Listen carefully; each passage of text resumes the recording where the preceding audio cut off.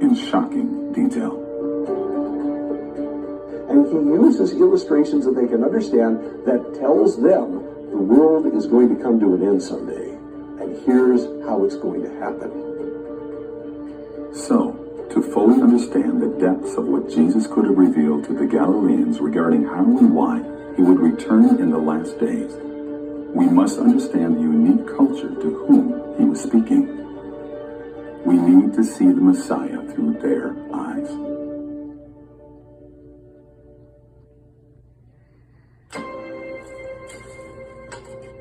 This sparked an ambitious research project, and fragments of new insight began to expose the forgotten ways of the ancient Galileans. You know that 2/3 of the gospel took place in a little strip of land by the Sea of Galilee. 2/3 of the gospel. It actually makes no sense. You really think about it. Most of the Jews didn't live there, but yet 2/3 of the gospel took place right there.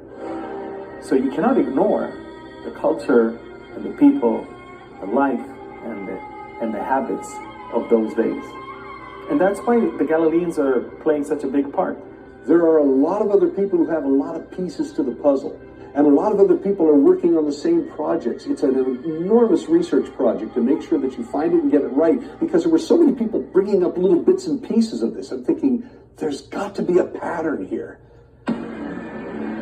And there was. Pieces to a puzzle that formed a prophetic timeline woven throughout the ancient scriptures that directly references an ancient Galilean ceremony. A ceremony that was passed on through generations to foretell how and why Christ will return in the last days of the world. And of all the ancient ceremonies this secret could have been hiding, it was discovered within a one-of-a-kind wedding.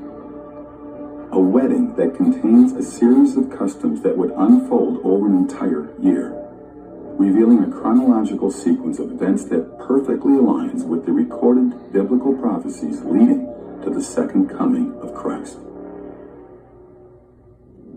It's a wedding. It is a Galilean-style wedding. There's no doubt about it. Why use a Galilean wedding?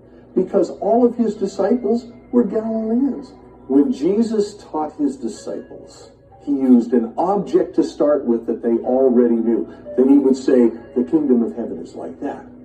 In the case of the Galilean wedding, he would say to the guys, you know what our weddings are like, don't you? We do them all the time. The end of the world is going to be like that. The parallels to the rapture are incredible, and it is so brilliant. It's so brilliant. So, what exactly about their ancient wedding changes everything that we thought we knew about the second coming? To truly understand the depth of what we're only now rediscovering, we must journey back to ancient Galilee during the time of Christ to follow the very sequence of events that was hidden within their prophetic wedding. This is where the story begins.